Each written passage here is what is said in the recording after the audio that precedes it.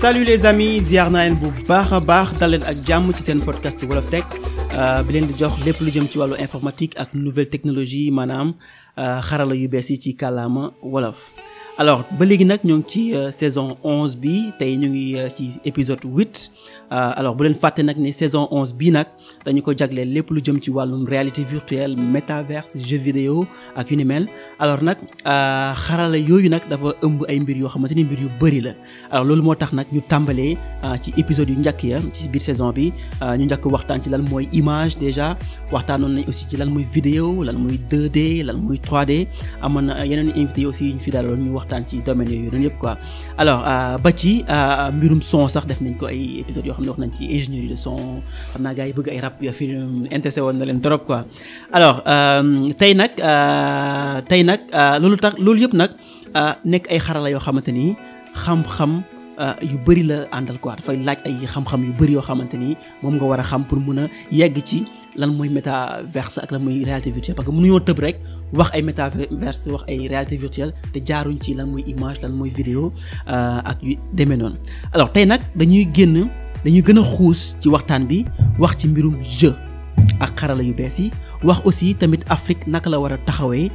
par rapport ak mbirum jeu vidéo yi alors pour waxtaan ci loolu nag dañ ciy ànd ak sunu invité tey yi nga xamante ni kenn dootu leen présenté seen xam-xam màcc na bu baax ci li nga xamante ni moom la ñu war a waxtaanee alors ki ci njëkk nag mooy Baba Dioum nekk manager Solo Sport Solo e-sport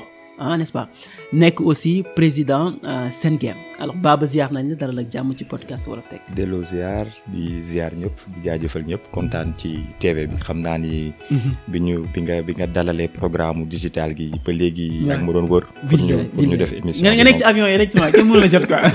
malheureusement maa ngi woon ci avion yi yeeg yooyu noonu. si waaye sant yàlla rek. kontaan ci TV jotaay bi. voilà di ñaan yàlla vraiment ci lépp luñ ci nar a wax daal mu nekk loo xam ni dina amal njëriñ nit ñi. am avancement ubbi ay buntu daal ci ñi nga xam ne bëgg nañ ci investir wu daal wax dëgg yàlla. macha allah merci beaucoup Baba et je pense que c'est la première fois nga comme wax nga ko sax nga ñëw ci podcast bi franchement ñu ngi lay remercier bu baax ci li nga accepté ñëw ci invitation tey bi nii quoi. alors suñu deuxième invité bi nag mu ngi tudd Jean-Pierre Seydou Ndaw xam-xamam aussi màcc ci lépp lu jëm ci wàllum consommation vidéo contenu vidéo en ligne vidéo yi nekk ci internet bi ak yu demee noonu. dañuy faral di wax nag su ma nee vidéo ñu ne ma non vidéo du wolof ma laajte vidéo ni ñu koy waxee ci wolof ñu ne ma vidéo pratiquement c'est la même chose alors moom nag xam-xamam dafa màcc ci loolu mais aussi ci wàllum jeu yi mu ngi liggéey fii nii ci Sonatel alors Jean-Pierre nuyu nañ la bu baax dal jàmm ci podcast Wolof Tech. ok di la fay El Hadj Diago et puis di la remercier aussi si invitation bi. Et puis très heureux de pouvoir échanger autour du sujet du jeu vidéo avec vous et les invités. Merci. Merci beaucoup Jean-Pierre moom aussi c'est la première fois mu ñëw ci podcast bi. mais ça sera pas la dernière quoi. mais di nga ñëwaat ci yenn affaire yu bëri parce que soxla nañ leen bu baax a baax. alors suñu beneen invité bi nag damay wax sax sama mbokk la. développeur la tu vois. mais même bu fekkee ne sax léegi fonction yi gën nañ nekk ci yenn affaire yi bëri lay gën a gérer. mais à la base développeur la et tout ça mu nekk Thierno Ndiaye nekk koo xamante ni mu ngi liggéey fële ci Kayfo Thierno ziar nañ la bu baax dalal jàmm ci podcast Wolof Tech. delloo ziar El Hadj merci beaucoup si invitation bi di nuyu invité yëpp. merci beaucoup may rafetlu bu baax jotaay bi ak yéen. merci beaucoup Thierno. allez kon nag dañuy dugg directement ci épisode bi nga xamante ni moom la ñu nar a dugg tey mu waxtaan ci mbirum jeu ni mu amee doole ni mu amee solo mais aussi Afrique aussi ban tànk la ci war a taxawee naka la ci war a taxawee ba nga xamante ni dinañ ci mën a gis suñu bopp ci baax a baax allez ñu dem ci épisode bi.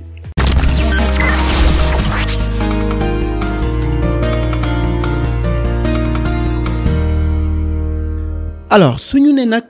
jeu ñëpp xam nañu ne yàgg na ci àdduna trop fii ci Afrique moo xam mu nekk Europe nekk États-Unis Asie yàgg nañu jouer alors nekk na mbir moo xamante ni nag mën nañ sax dafa bokk ci culture continent yi ak dëkk yi quoi parce que da ngay gis jeu yoo xamante ni dafay transmettre culture nit ñi wala di transmettre ay éducation ak yu bëri donc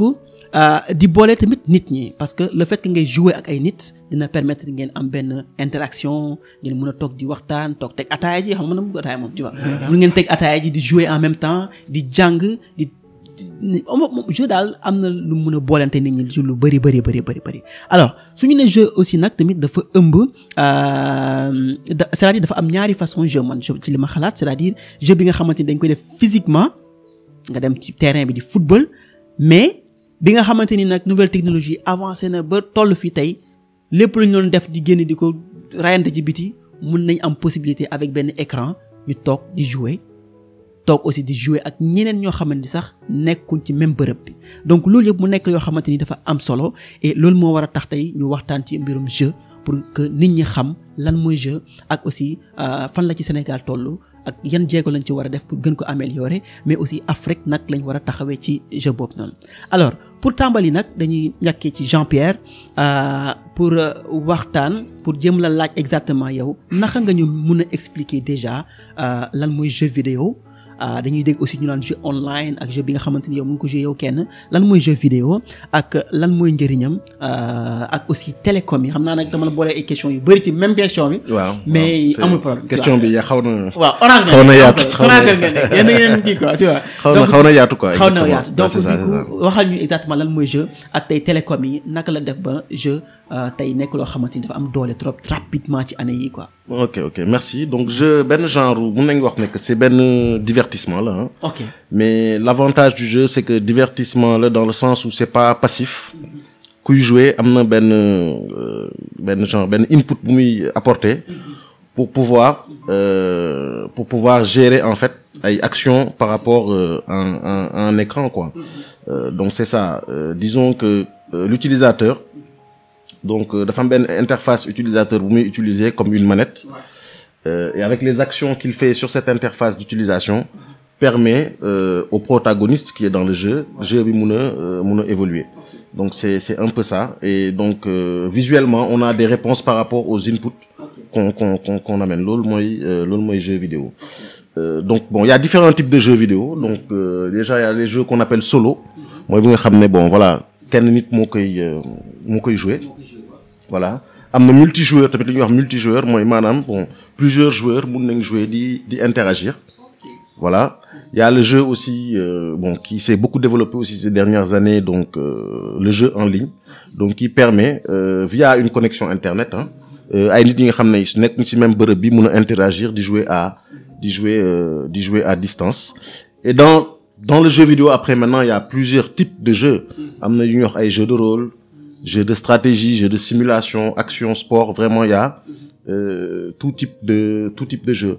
Maintenant si utilité bi nag mun nañ nekk bon globalement quand même bon à la base c'est vraiment bon un divertissement c'est pour pouvoir bon voilà fort la daal à la base bon voilà. Ouais. Après bon voilà il y a aussi l'éducation c'est un jeu comme il y a quand même pas mal du côté éducatif aussi le développement des compétences la socialisation aussi. Le jeu en ligne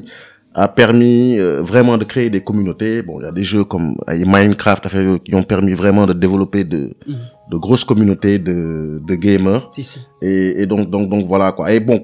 pour parler en fait un peu de l'influence influence bi nga xam ne télécom yi am nañ ci bon c'est la connectivité qui s'améliore, la rapidité aujourd'hui de la connexion qui a permis le développement du jeu en ligne qui demain permettra même de faire du cloud gaming. Voilà les évolutions aussi graphiques donc avec les nouvelles technologies la réalité virtuelle qui arrive l'intégration aussi intelligence artificielle bi ñuy wax si jeux yi pour développer en fait un peu voilà la complexité des jeux et développer en fait un peu les interactions et le dernier point peut-être li nga xam ne moo xaw a peut-être révolutionner en fait un peu le jeu c'est tout ce qui est ce qu'on appelle microtransactions loolu moo xaw a tey bon l'industrie en fait un peu du jeu vidéo donc c'est-à-dire surtout dans tout ce qui est jeu mobile donc possibilité bi nga xam ne joueurs yi am nañ ko pour mun a par exemple pour évoluer dans un jeu faire des petits achats in-game qui permettent de pouvoir évoluer dans le jeu donc ça s'est vraiment développé avec des jeux comme GTA Online etc. Et aujourd'hui aussi on parle aussi de game as a service c'est-à-dire qu'aujourd'hui da ngay am benn jeu gratuitement tu y accèdes gratuitement mais après léegi plus tu veux avancer wala plus tu veux faire évoluer ton expérience de jeu ou ton personnage tu payes donc c'est les jeux qu'on connaît tous comme ay GTA Online Fortnite donc voilà en fait un peu pour parler en fait un peu de ce. Non mais c'est très cool, intéressant parce que en fait aspect boobu noonu c'est hyper important mooy bi nga xamante ni mooy télécom yi. alors ni ñu fexee tey ba nga xamante ni jeu bi dafa accessible ci nit ñu bari quoi c'est-à-dire tey mun nga toog di jouer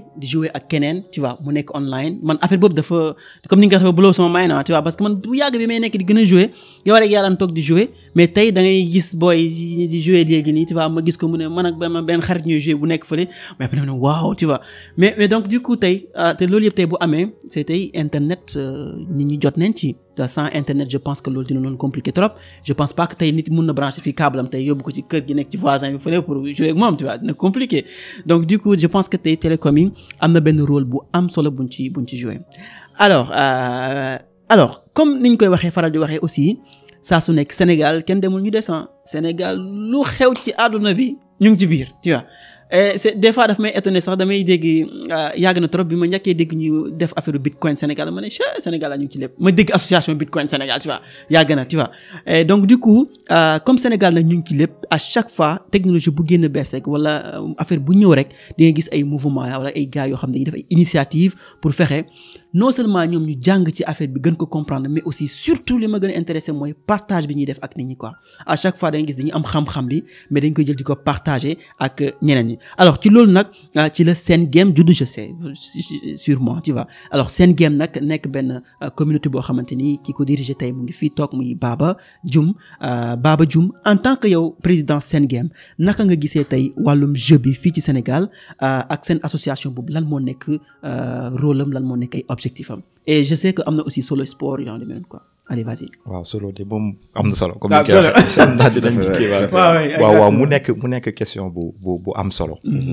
yaakaar naa dafa am benn mot bu moo xam mënu ma ko wax nag ci wolof bu tudd fascination. boo xam ni moo ñu dugal ci partage ci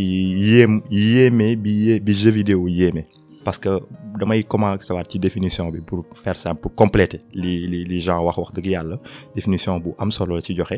maanaam dañoo gis musique mu ñëw ngay takk sa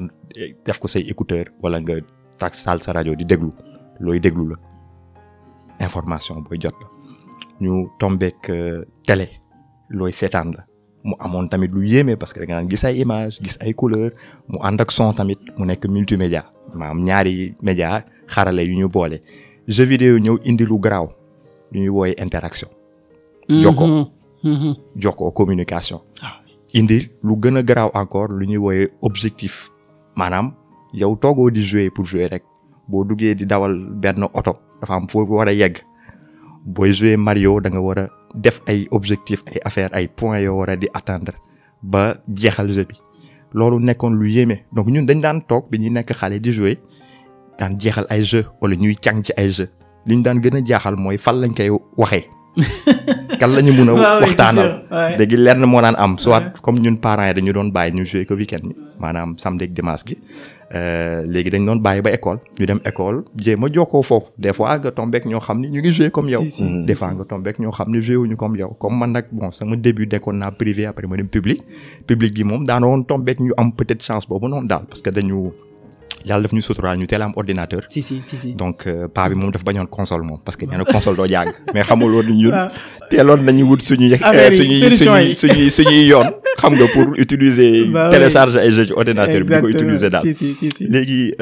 àdduna di dox ba ma jeexal samay jàng sama jàngum ñu koy waxee sax étude collégiale lycée et cetera dugg université duggee université tombé jamonoy Facebook xew groupe yi commencé am ñii di créer ay association di daje def ay rencontres parce que virtuel bi rek déjà rek Facebook révolution la réseaux sociaux xaw ma sax ñu ngi koy waxee ci wàll waaye xam naa réseaux sociaux la léegi daal ñun tamit ñu ni nañu créer suñu groupe di waxtaan ci jeu vidéo léegi bi ñu ko créer commencé waxtaan ci jeu vidéo li ñu gënoon jaaxal mooy dañoo demoon ba nekk ay 2000 ci biir groupe bi ku ne di wax xam nga doon jàng xam-xam gu bëree ci nit ñi ku nekk ñëw di joxe xalaatam ci benn jeu naan la est-ce que joué nga jeu bi est-ce que def nga lii est-ce que def nga lee ñu ne daal lii waruñu ko yemale fii daal bàyyi ñu jéem a xool est-ce que mun nañu wut pexewu créer association ci la yàlla def ñu créer association Sen Games en 2011 lañ ko créer donc Sen Games aujourd'hui am na fukki at ak ñett daanaka donc yàgg na lool c'est que léegi xam nga solo moo xew ñëpp naan solo mais xaw nañ yàgg daal bi ñu commencé nag activités yi premier objectif bi ñu njëkkoon am mooy ñi doon jouer nii yëpp est-ce que duñu organiser tournoi dajaloo ñëpp léegi ñu commencé woon dem ci salle de jeu yi comme naturellement salle de jeu yi bëri woon na Sénégal bi ñu commencé di dox jokkoo ba dem li ñu doon gën a jaaxal nag mooy dañ doon dem di distribuer ay prospectus daal maanaam ay kayit yu ñu doon joxe pour joxe heure beeg yooyu noonu yooyu bon ñenn ñi gëmoon nañ ñeneen ñi gëmuñu woon mais problème bi moo nekkoon convaincre nit ñi maanaam vraiment dalal seen xel ba nit ñi ne waaw lii événement la buy am dinañ ñëw fekke ko mu xawoon metti loolu bi ñuy soogay door mais yàlla def sutura 2000 su ma juumul 28 novembre 2011 dañuy soogay organiser suñu premier événement CICES 28 novembre 2011 yaakaar naa Seneweb sa bindoon na ci article. mais loolu yàgg na de. yàgg na trop. événement bi benn tournoi la woon ci benn jeu bu xaw a siiw Sénégal jeu football bu ñuy woowee PS daanaka ñëpp presque joué nañ ko ñu bëgg football ak yooyu noonu amoon nañu environ 300 joueurs yu participé woon donc ñetti na la 300 nu ñu koy waxee sax ci wolof ñetti waaw daanaka téeméer lu yegg foofu daal joueurs yu participé woon ak public ñu indi woon aussi benn artiste bu nekkoon Parcelles parce que temps yi Parcelles laa dëkkoon. pour jéem a allier vraiment alentour yi daal que ça soit musique show yooyu noonu yëpp daal mu nekkoon événement bu réussir bon même si bon financièrement aussi gagné wuñ ci comme ni ñu ci gagné woon ak yooyu noonu mais réussir bi mooy vraiment am nañu ay nit ñi wuyu si nañ ak yooyu ñu commencé aussi continuer varier activités yi daal mais liñ ci gën a jàngat daal ci lu gàtt mooy création association bi ñuy samp association bi ñu commencé am staff donc équipe bu ànd ak ñun di liggéey ak ñun ci affaire bi ñu commencé tamit di organiser ay événements lañ gis ni ndekete am na ñoo xam ni jeu vidéo bi jaral na leen ko am na centre d'intérêt te am na fu ñu mën a yóbbu parce que bi ñu commencé liggéey gisoon nañ ni am na ñenn ñoo xam ni dañoo gënoon xarañ ci communication am na ñu gënoon xarañ ci marketing yi am na ñeneen ñu gënoon xarañ ci logistique bi maanaam matériel yi ñuy indi console yi ak ordinateur yi ñoom mënoon nañ li ñuy wooyee branchement gi. amoon na ñu gënoon xarañ aussi ci li ñuy waxee management maanaam nan la ñuy mën a def ba kii def lii diw def lii diw def lee man jamono jooju maa ngi doon jàng communication dama jàng communication moom laa am peut-être li ñu koy waxee sax lijaasa. lijaasa communication laa am. et mais après daanaka management ñëw na après. au fur et à mesure parce que avant nekkuma woon président 2011 bi ñu koy créé ba 2015 nekkuma woon président après ci la ñu yàlla def daal ñu changer staff bi ñu changer staff parce que xam nga man nag damaa yàgg di ànd ak ñu ma mag parce que dama ci doon jàng lu bëri et comme li ma daan wax ak li ma daan bëgg di waxtaan ak yooyu noonu ñi ma mag rek ñoo ma daan dégg di ma comprendre moo taxoon daal mais bi yàlla defee ñoom ñu am jabar am doom am ay liggéey ñu affecté leen fii ak yooyu noonu ma ni daal lii suñ ko bàyyee du baax donc 2015 nekkoon na période bi am association bi amoon na ay jafe-jafe ci managérial maanaam ci gestion wu nit ñi daal mu aajo woon ñu wuti équipe bu gën a jeune ay xale yu xarañ yu dynamique ñoo xam dañoo am pas-pas yàlla suturaal ñu bi ñu defee benn publication ci réseau yi expliquer que dañ bëgg a recruter staff et tout am ñu wuy si léegi nag loolu moo indi beneen dynamique mais dynamique boobu dafa àndoon ak tamit internet développé woon macha allah parce que bon avant c'était un peu difficile li may wax sa jouer en ligne bi métti woon na trop mais bi internet bi ñëwee on a commencé à voir lan la waa Afrique di def. ñu gis waa Ghana gis waa Nigéria gis waa Côte d'Ivoire ne ñun Sénégal nekkati ñu buux waaye gars yi ñoo ñu gën a sore de faaw ñu wuyu ci loolu nag gis gars yi def ay événements yu mag ñu gis ay Coca-Cola gis ay marques yu mag ñun daal jot nañu kii. mais ngeen yëngu quoi. période 2011 2015 bi lu tax mu metti woon mooy làmb ji dafa amoon doole Sénégal. football gi amoon fu mu toll. donc sponsor boo dem fëgg yi xam naa. làmb bay ni gënal quoi waaye Sonatel ak Tigo xeex nañ ba sonn ci. daanaka ci affaire lamp ji pour voilà contrat ak yooyu noonu donc boo demaat fëgg naa leen man association wala jeu vidéo la la non grand yow moom la ngay xaar quoi moo tax mais li ma doon wax sànq ci tey ci patience ak ci vision c'est-à-dire lii am na solo trop mais du léegi lay dem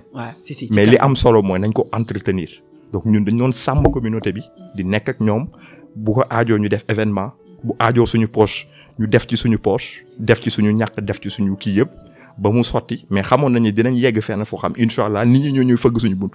ni ñu lii moom vraiment foo ñu jóg ci waaw kon xaaral ma yebale waxtaan bi foofu non mais en fait man je sais que xam nga man dama nekk naturellement nit ku bëgg a waxtaan mën nañ fi toog di waxtaan ba 2 heures du matin du ma doyal quoi parce que xam naa ne li ñu war a waxtaan aussi ci jeu yi bëri na trop parce que seen en fait histoire bu commencé 2011 ba tey ñu ngi ci 2023 y a plein de choses à raconter li ñu war a raconter bëri na trop tu vois ak aussi en fait xam nga am na ñoo xamante ni peut-être comme sama genre ñii biñ dooree commencé gis avènement jeu bi yàggul mais yéen ma ngi ko commencé yàgg na depuis 2011 peut-être kii mu ngi nekk xale la peut-être tu vois peut-être mais donc du coup tey am na affaire yu bëri yu jàll tey ba ñu yegg si fii ñu yegg si fii donc loolu mooy dëgg li ngay wax léegi nag à chaque fois da ngay jàpp boo nekk ci benn affaire da ciy jàpp ba nga xamante ni bu beneen génération bi ñëwee je pense que léegi avant ñuy commencer émission sax ñu doon ci waxtaan bu beneen génération ñëwee dina fi fekk loo xamante ni ñoom aussi dinañu mën a basé wu ci loolu dem de l'avant nekk ci misaal bu ndaw bi may njëkk a dem salle de jeu 96 la woon tu vois 96 96 boobu booy te salle de jeu yi loolu benn affaire la loolu ay voilà ay salle de jeu parcelles yeeg yooyu noonu te pour man xam naa révolution wu salle de jeu ni ñu commencé bëre biir Sénégal ñoo développé peut-être passe-passe boobu noonu mais ñëpp amuñu woon jot parce que nit ñi dañ doon moytu affaire yi dafa cheroon jënd matériel ak yooyu noonu courant bi tamit xam nga yu bëri da nga ko waroon sóoraale daal alors man autant man je me souviens man maa ngi dëkkoon temps yi am na ay 2004 2005 boobu maa ngi dëkkoon Nioro je me souviens Nioro mu ngi nekk ci frontière Gambie bi ak Sénégal waaw côté Kaolack dama naan obligé man ak sama papa ak sama mag bu góor dem ñëw ba Kaolack pour dem salle de jeu parce que amoon na foofu ay consoles yu ñoon teg noonu da ngay toog gis oto bi ni flipper dama naan dañ doon dem sama papa bu doon dem di fayeeku ji fin du mois naan bëgg ànd ak moom pour dem jël une heure de temps 2 heures dem ci salle de jeu yi dugg quoi alors pour dire que ne y a plein de choses yu fi yàgg am mais tey booy am na lu ñu fi fekk loo xamante ni ñi fi nekkoon ñoo ko liggéey quand même ñoo ko liggéey merci beaucoup alors donc du coup tey aussi je pense que ne waxtaan ci jeu neex na nga koy jouer di kori ji d'accord mais am na lu nekk ci ginnaaw tu vois c'est pas parce que damay wax ne nag damay privilégier sama mbokk bi te gi lu ñoo waral lépp non mais au fait buñ ne jeu rek am na loo gis tey ba mun ko di ko manipuler mais li ngay manipuler noonu dafa am ñu ko defar donc loolu nag mooy développeur ñi nga xamante ni ñoom ñooy développer jeu yi ñoom nga xamante ni ñoom ñooy def conception bi wax naka la mën a naka lay demee nan kañ nga war a gagner nan nga war a def ba gagner man loolu su ma koy xalaat rek déjà sama bopp bi day métti parce que xam naa ne développement moom dafa compliqué nga bugg a def développement jeu aussi moo gën a compliqué alors Thierno tey jii nga xamante ni xam-xamu xarala yi bees yi dañ ko démocratiser maanaam ñëpp a ngi ciy jot tey jii nii même mën nga dem ci tuto yi sax di xool ay affaire xool naka la ñuy defee ay jeu en fait bëggoon naa xam tey fan la Sénégal toll ci wàllum defar jeu vidéo surtout damay dégg ñuy wax ay studio jeu est-ce que studio jeu yooyu yi nekk bi Sénégal est-ce que dañuy créer ay jeu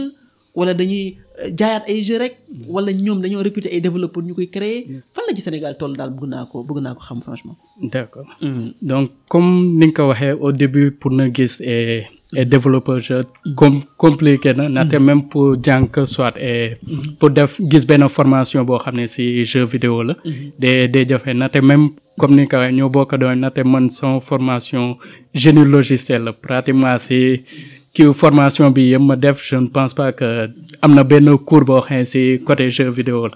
et souvent nag jeunes yu bëri su mu daam ñëw dañuy ñëw di bëgg a créer jeu mais doo xam fooy commencer en fait te man tamit man ci catégorie boobu laa bokkoon na te début bi donc dum jéem a xool na laay créer jeu mais après xaw ma woon nag fa laay jaar benn jour nag la sama benn xarit présenté ma benn jeu làmb ma xool ko après ma gis ne benn sénégalais moo ko defar léegi après man moment boobu fekkoon na maa ngi nekkoon ci affaire animation ak yooyu ayuma nag côté design wala dara mais donc c'est xawoon sawar quoi léegi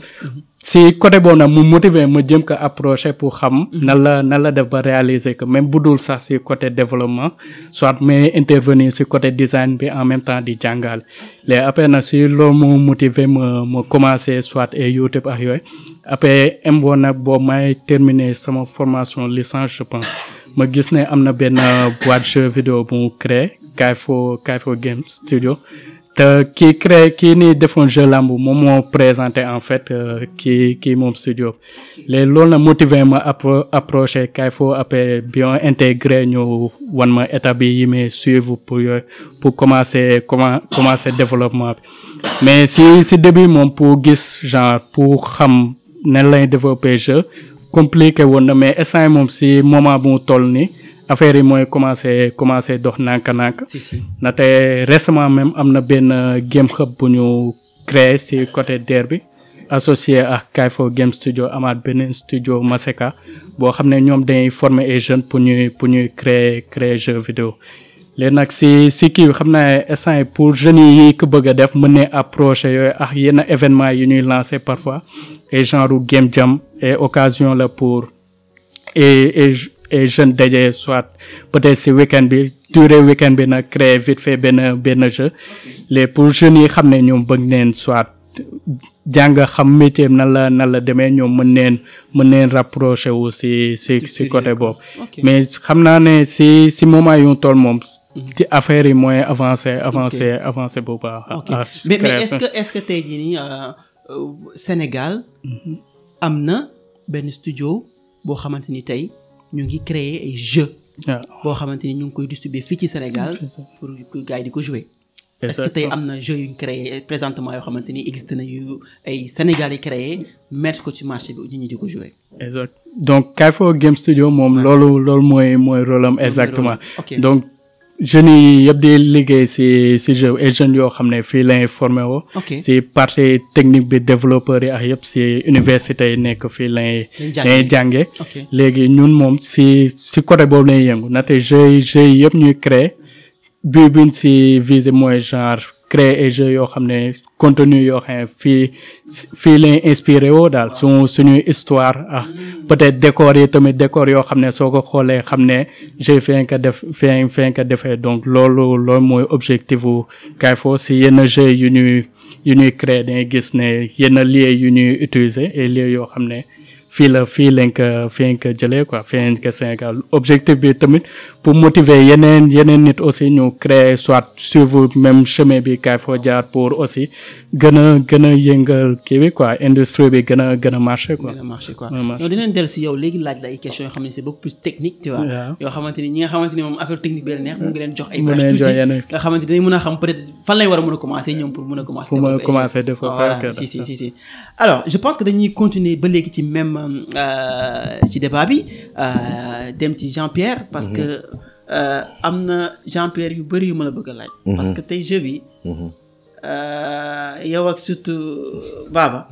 xam naa ne man émission bi mi ngi door a commencer mais sama bopp bi dafa chargé sax parce que mu bëri question quoi alors c'est-à-dire tey Afrique est-ce que. wala Sénégal. du ma waxee Sénégal day tuuti. Sénégal ak Afrique.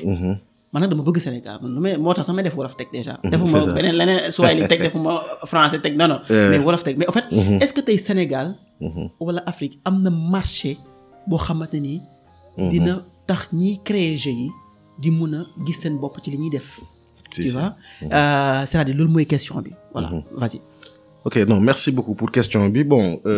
balaa ñuy ñëw sax Afrique. mu ngi nekk tey que peut-être beaucoup de gens xamuñu ko quoi mais tey soo jëlee tout ce qui est industrie culturelle dans le monde nga jël cinéma nga jël musique et cetera aujourd'hui le jeu vidéo c'est la première industrie culturelle au monde. Ah ouais. Donc c'est-à-dire chiffre d'affaires buy jeu vidéo di générer. En 2021 par exemple c'est 261 milliards de dollars. Wow. C'est la première industrie culturelle au monde. Ak ay projection par exemple 2026 à 289 milliards. Donc c'est-à-dire qu'aujourd'hui dañuy fàtte ne que presque 80% des foyers dans le monde jouent aux jeux vidéo. Pour ce chiffre-là paraît chiffre boobu mun na kawe par exemple mais c'est dû au fait qu'aujourd'hui ak développement jeu mobile bi aussi tey je veux dire que smartphone boo jël tey quasiment tout le monde a au moins benn jeu buñ ci installé donc jeu mobile boobu mooy tirer croissance au jeu vidéo soo jëlee marché africain tey 2021 c'était 732 milliards de francs CFA donc et ces 732 milliards de francs CFA ça ne représente que 1,8% du marché mondial donc ça veut dire qu'il y a vraiment une très très grosse marge de progression parce que en 2025 il y aura 700 millions de smartphones en Afrique ñuy gis ne que comment dirais-je les réseaux sont en train de se développer bon ñu ngi waxu 5G fibre optique baa ngi développé wu Et puis aussi, l'Afrique, c'est un marché. Il y a 1 milliard de personnes en Afrique aujourd'hui qui ont moins de 35 ans. Ouais. Donc, les jeunes, quand même, bon, même si le jeu vidéo aujourd'hui, on a tendance à croire que c'est que pour les jeunes, mais bon, ça se joue de 7 à 77 ans. Ouais, si. Dañuy jouer tey soo demee France, par exemple, moyenne d'âge joueurs yi, c'est dans les 30-40 ans. Donc, c'est pour dire que tey, c'est plus, quand même, que pour les jeunes. Mais quand même, en Afrique, il y a une base de 1 milliard, quasiment, de jeunes de moins de 35 ans, qui peuvent être ciblés, quoi, sur le jeu vidéo. Et donc, aujourd'hui, donc, comme je disais, donc, c'est, pour les jeunes aujourd'hui, il faut développer, en fait, des formations pour développer, donc, les talents locaux. Il faut que nous mën tamit adopter un modèle économique nga xamné peut-être c'est adapté au pouvoir d'achat local des joueurs, et puis faire développer en fait des collaborations avec des partenaires donc internationaux pour pouvoir aujourd'hui développer le jeu vidéo. Je crois que par exemple Kayfo, bon, vous faites partie d'une structure africaine, vous alliez avec d'autres acteurs du jeu vidéo. Donc clairement aujourd'hui amna ben opportunité bu graw pour que vraiment le jeu vidéo puisse se développer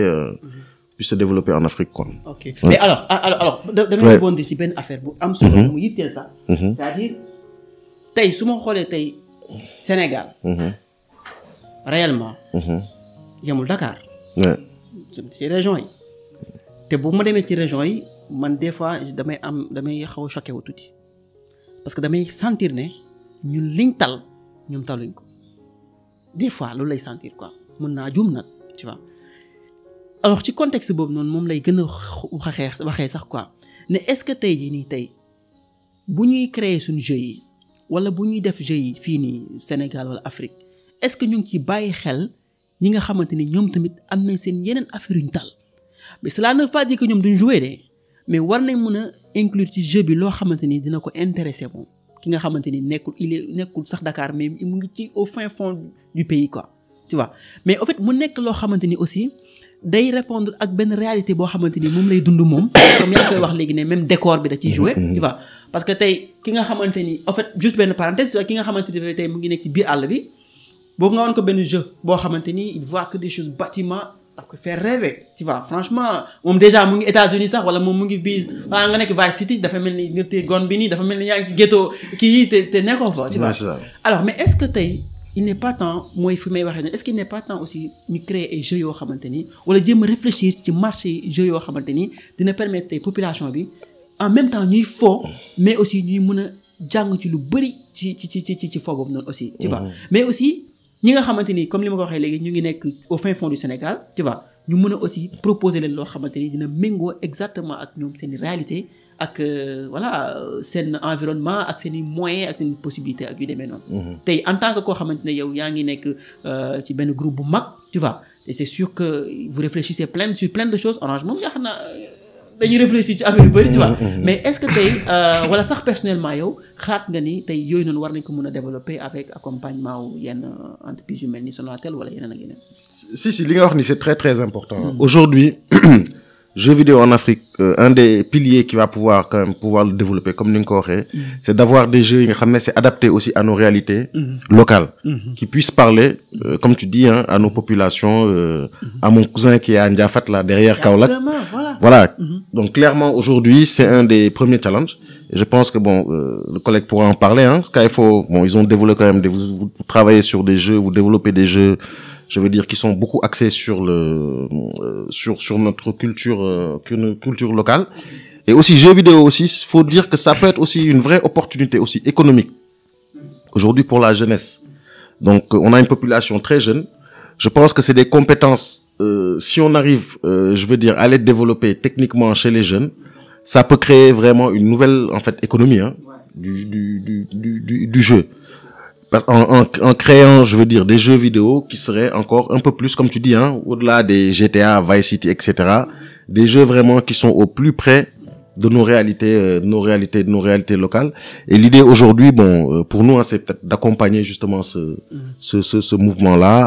en partenariat avec je veux dire l'écosystème, que ce soit All Solo eSport ou Kaifo, c'est vraiment des structures aussi qui sont vraiment intégrées dans le milieu, quoi. Ok, ça marche. Jean-Pierre, yow français ngay wax boobu léegi.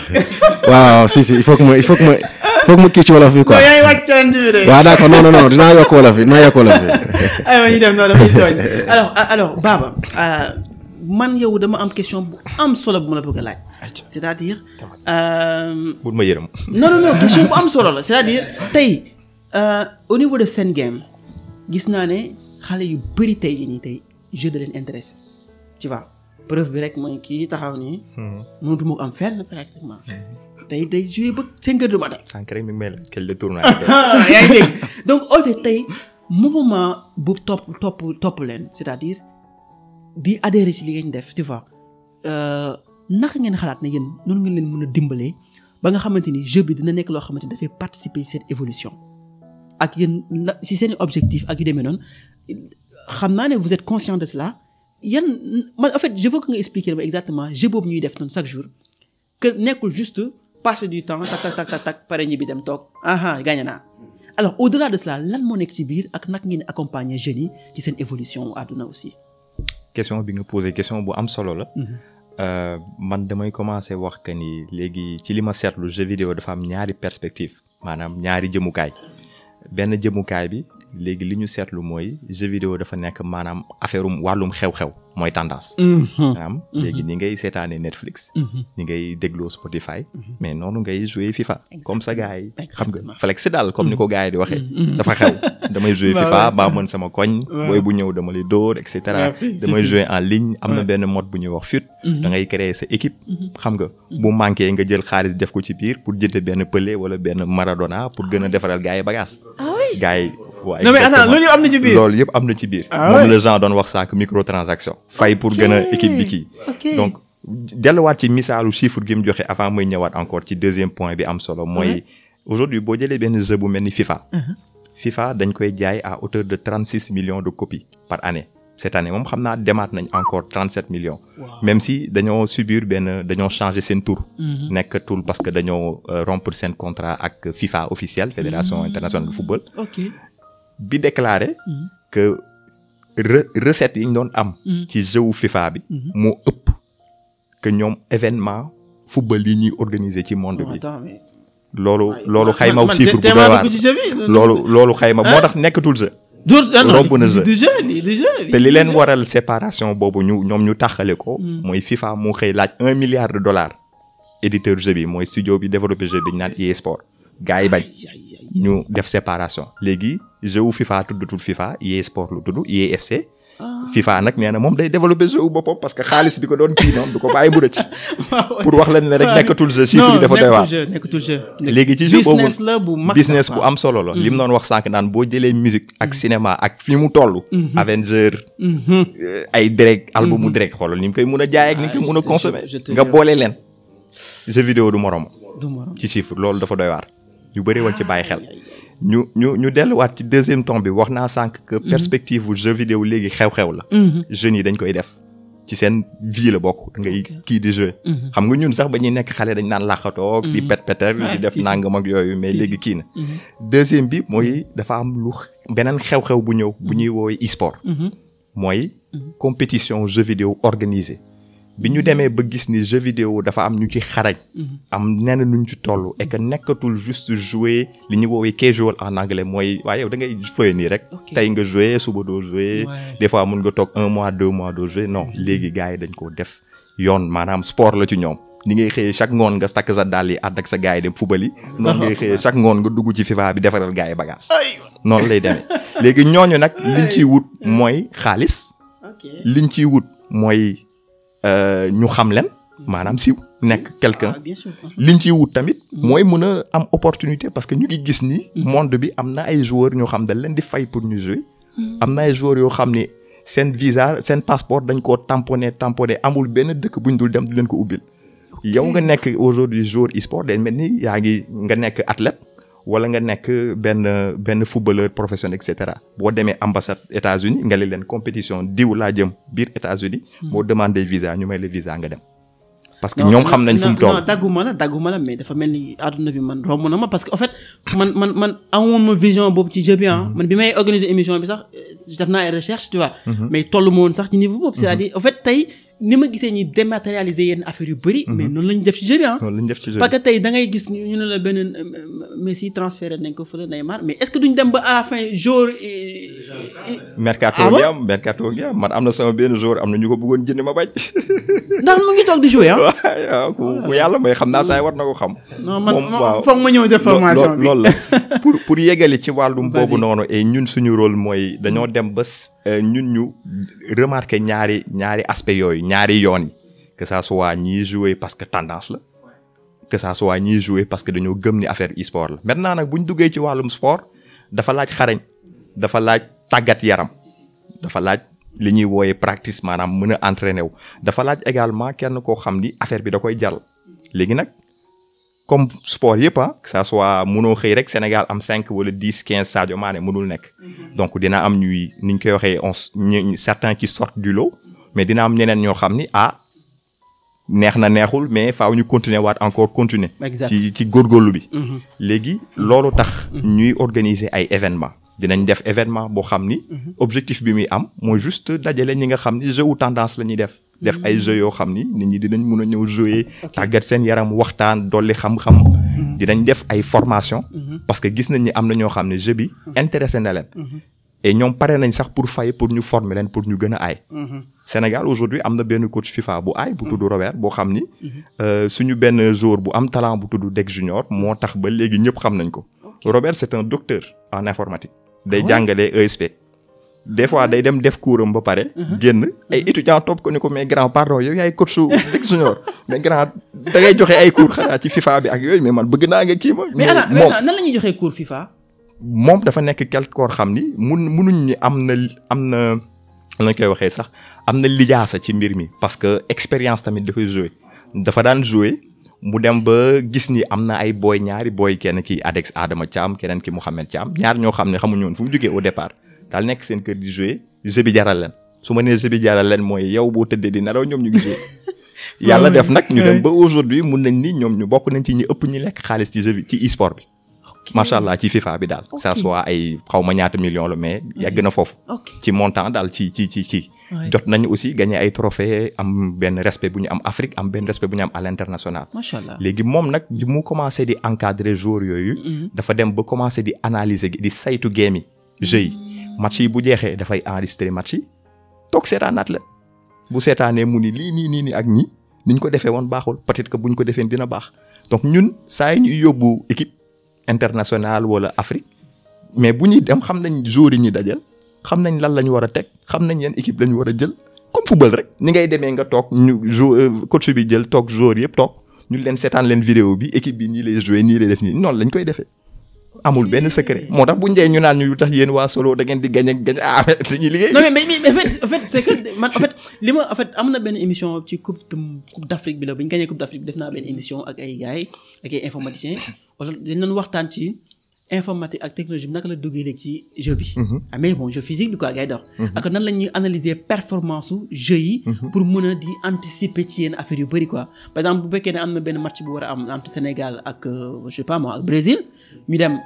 am na benn intelligence artificielle boo xam ne ni mooy permettre tey nga mun a analyser façon de jeu bi ba mun a joxe sax ay ban technique nga war a jouer kii pour mun ko gagner naka nga war a placer en fait ay robots yu def loolu. alors man ni nga waxee ni j'ai l'impression que ne et je pense que loolu moo am que ne tey jii même chose boobu moom moo amaat fii nii quoi. tu vois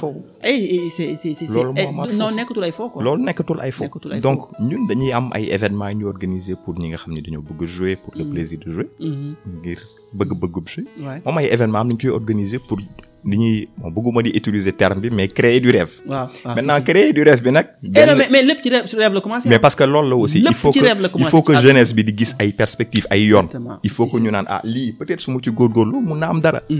ñu def ay événement yi jot nañ ci sax collaborer ak Orange ci lu bëri amoon na benn événement récurrent bu doon ñëw bu tudd Orange Sport Experience boo xam ne dañ ko daan organiser chaque année day am ñetti jeux léegi jeux yi chaque kii day am par exemple benn champion ñu dem sax ba gën koo développer gën a joxe ay position muy am ñetti champion premier deuxième troisième généralement li joueurs yi di gagner mun na tourner autour de 1 ba 2 millions des fois c'est pas mal c'est pas mal nga dem tournoi sa yaay dans le nom bul jouer da nga yàq courant nangam nga dem tournoi gagner 500 000 ñëw fayal ko courant fayal ko internet saay mun nga soo joxe dépense des fois c'est pas mal sama benn jour bi mu njëkkee gagner tournoi mi ngi am 16 ans nekk junior tournoi Orange la woon tournoi boobu dafa guddi ba dañ koy jouer ba 23h mu gagner tournoi bi yaay ji bañ na ba sonn pour mu bokk bi mu ko wooyee mun ko yaay gagné naa 1 million fa ko man maay ñëw jël si yaay ji moo taal oto mu daw si ñëw jël si donc processus su création de rêve boobu ñu nekk di def dafay firndeel que ni ñu ngi góorgóorlu ci wàllu boobu mais tout en faisant attention parce que association dafay responsable dafay am nu mu taxawee donc dafa am lu ñuy organiser événement yi dafa am benn degré de xarañ ak degré de nu ñu koy waxee de maanaam de ay conditions yu ñu koy teg jeu bi dafa am règlement boo war a respecter parce que loolu mooy e-sport dafa am règlement dafa am ay arbitre dafa am ay ñuy animer affaire bi dafa am ay commentateur dafa am ñuy suivre affaire bi dafa am waa logistique am affaire yu bëri yoo xam dañ ko teg ci yoon teg ko ci charge et loolu aussi dafay tax ñi nga xam ne ñu ngi jouer mais peut-être que ñoom amuñu capacité wu gagner tournoi bi mun nañ ne xaaral man gis naa benn arbitre bu fi nekk gis naa benn coach bu fi nekk gis naa benn commentateur bu doon commenter mais yii ay yoon la donc ça veut dire que yii mun naa ñëw ñu former ma ci ma commencer ko liggéey donc ñu ngi ubbi également ay li ñuy wooye ay buntu yu ndaw te loolu aussi dafa am solo buntu yu mag la sax du buntu yu ndaw yu mag la sax waaw yu ndaw yu mag te léegi ci international bi ñu ngi liggéey ak fédération internationale e-sport bu ñu adhéré depuis 2021 boo xam ni dañuy joxe ay certificats donc dafa am ay certification internationale yoo xam mun nga nekk coach comme mun nga nekk arbitre comme mun nga nekk nu ñu koy waxee spécialiste ci tel domaine wala tel domaine et cetera wala mun nga bokk sax ci ay commission athlète yoo xam ni boo ko amee mun nga am ay événement à l'international nga dem déposer foofu mun nga fa liggéey non mais c'est top ay buntu la c'est top buntu yu rëy donc ñu ngi bàyyi xel jeunesse bi ci foofu noonu bien sûr mais aussi ci événement yi bu amee waxtaan day am parce que dinañ am tout le temps waxtaan ci jour bi lan ngay liggéey fan nga nekk ci lan ngay def et cetera yooyu noonu yëpp ci biir donc am na ay ñoo xam ne ñëw nañ foofu ci tournoi yi ñu daanaka waxtaan ak ñoom xaw leen xelal xaw leen orienté ba ñoom aussi ñu gis ni waaw bu dul jeu vidéo bi mun na nekk leneen lu nekk en rapport ak moom exactement donc nekkul loo xam ne kii la daal day ni créer benn écosystème boo xamante ni tey y'a tout lu bëri en fait daf may xaw a fàttali tuuti jamono biñ damay doon dégg Youssou Ndour ak yooyu di ko nettali bi muy wëy ñu koy aaye tu vois xamuñ noonu ne wëy dina dem ba jur lii mais li tax tey mu dem ba jur lii moom moo ko liggéey aussi moom moo ci def fulla ak fayda organiser ko recruter ay nit wan leen ne leen ok mooy rêve boobu rek ngay wax wan leen ne leen c'est pas parce que musicien nga doo tekki mais mun nga nekk musicien ba pare nekk milliardaire ne amee entreprise ainsi de suite muy mel ni aussi lamb bi bu njëkk nit ñi dañ naan bëree ñu leen di jox benn saako ceeb ñu yóbbu seen kër léegi da ngay bëri ñu jox ay millions. lamb ji passé xaw ma ñaata millions lañ leen fay. léegi sax wàññeeku na. parce que ñoom tamit. xaw nañoo sàggane lu bëri. exactement mais imagine tey bu ñu ko téewoon. non mais industrie bu mag la ba ci fecckat yi sax. léegi da ngay gis koo xam ne bu njëkk daan fecc par plaisir. léegi lan la ñuy def am nañ sax ay école léegi. da ngay dem danse ba pare ku war a def clip ñëw recruter la fay la benn cachet mais donc du coup moi je vois la même chose ici aussi. et je pense que tey bu ñu ko toppee dina mën a créer comme du nekk jeu kese mais. benn environnement la boo xamante ni am na affaire yu bëri yu ci mën a ubbeeku. exactement écosystème et perspective yi day nekk tamit. bu demee bu ci biir. ñun ambition bi ñu am mooy organiser ay événements yoo xam ni. dañ naan événement mondial la. daanaka pays yu bëri dañuy ñëw Sénégal. boo amee événement bu mag. dëkk yu bëri jóge seen ñëw Sénégal. aéroport. taxi yi. jaaykat yi. hôtel yi. ñi nekk aux alentours de fi ngay defee événement bi ñooñu ñëpp seen économie dafay ci loolu. excuse-moi juste pour vraiment dëgg li baa wax yaakaar naa ne e-sport bi sax dina bokk ci JO yi les prochains JO dina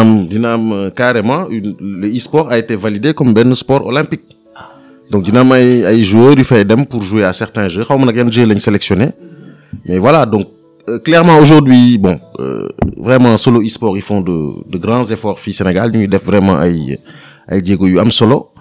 et vraiment ñu ngi ci benn trajectoire bu nga xam ne bon demain comme ni mu ko waxee c'est la professionnalisation des joueurs. Ah, oui, bien sûr. Ça veut dire di nga am ay joueurs professionnels à l'image yi nga amee ay footballeurs professionnels ak benn ligue avec des équipes ak mercato. Donc vraiment c'est un écosystème à l'image de vraiment ce qu'on peut avoir aujourd'hui avec tous les sports compétitifs. Exactement. Donc c'est ça vraiment quoi, c'est ça. Non man dinaa changer discours parce que depuis temps yëpp bu ñu ma waxee sama jabar bu ma waxee waaye yow sa doom la bëgg ma ne ko non man sama doom day football directement mais léegi damay changer jeu lay def.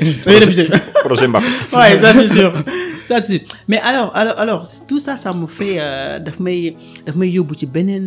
affaire boo xamante ni tamit ba léegi damay ñëwaat ci affaire technique bi tu vois ci Thierno c'est-à-dire li ñuy wax ni yëpp tu vois c'est cool c'est top c'est neex tu vois mais ba léegi am na ñu nekkaat ci suuf noonu comme ni ñu ko waxee woon léegi alors léegi wax nga ñu sànq studio yi nga xamante ni nekk nañ Sénégal ak yi nga xamante ni ñu ngi koy def depuis quand mais tey jii nii tey bu ñëwee ci studio yooyu noonu yan profil la ñuy soxla en général pour que ñu mun a intégrer foofu noonu di développer wala dafa tey yow en tant que koo xamante ni yaa ngi nekk ci biir studio yooyu yéen boo leen di recruter yan profil ngeen di soxla pourquoi question boobu parce que tey am na ñoo xamante ni peut-être jeu neex na leen tu vois mais ñoom bëgg nañ ko di ko créer di ko développer wala di ci indi ay innovation wala am na ñu ciy xalaat tey yan profil yéen ngeen di rechercher boo leen di def ay entretien wala boo leen bëgg recruter ay ñu bees.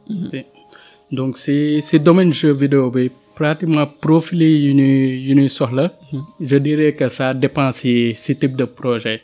Ndaxte souvent benn jeu bu simple peut-être mën nañ jël benn développeur wala benn designer bi defar genre éléments yu ñu soxla décorer ak yooyu après partie créer mécanique de jeu ak yooyu développeur bi ñëw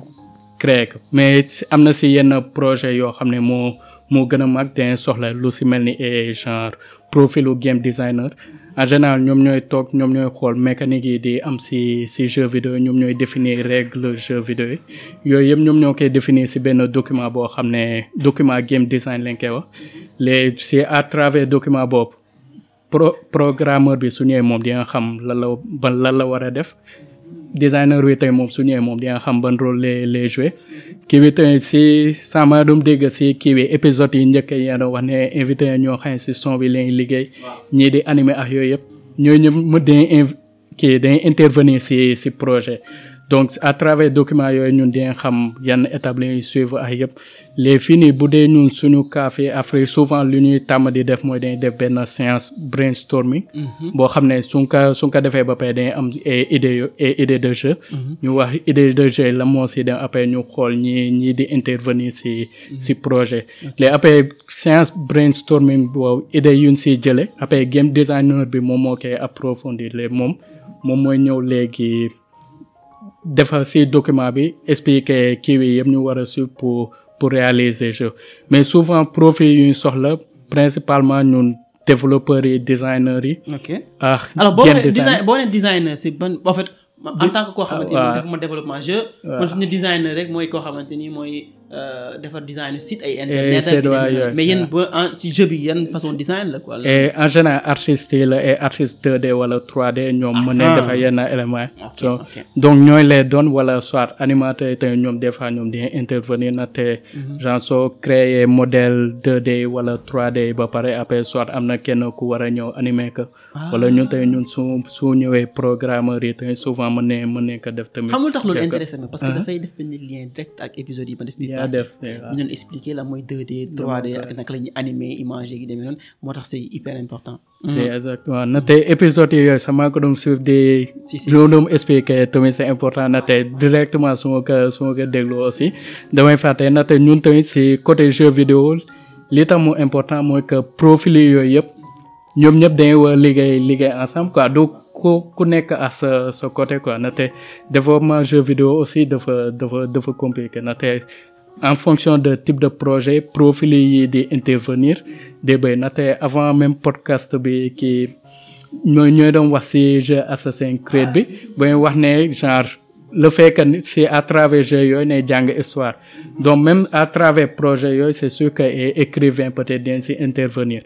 donc ça dépend si projet na te fe gars yi ñii di mën intervenir si jeu vidéo profil yi mën na différent en fonction projet si et je pense que tey gars yi nga xamante ni intéressé wu nañ pour développement ay jeux yu demee noonu mën nañ jege genre studio yu mel ni Kayfo mais en fait à part Kayfo am na yeneen studio à part Kayfo fii studio yu mu fi remarqué gis pratiquement na te souvent projet yu ñu gis soit ba yenn jeunes ñoom ñooy proposer yenn projet ak yooyu mais à part Kayfo gis mais souvent kii bi tamit Kayfo lu mu def mooy que am na benn groupe bu créé fi Afrique bu tugg Pan-African Gaming Group boo xam ne daa regroupé waa PAC xam ne daa regroupé studio yu bëri yu nekk Afrique yoo xam ne les souvent soo amee projet aussi mën nañ liggéey ensemble na te man si projet yi ma liggéey yu bëri ak PAC bi li ma remarqué mooy studio bu nekk dafa am forum quoi ku nekk am na foo xam ne moom foofu la gën a ay par exemple waaw sooy lim comme genre benn studio bu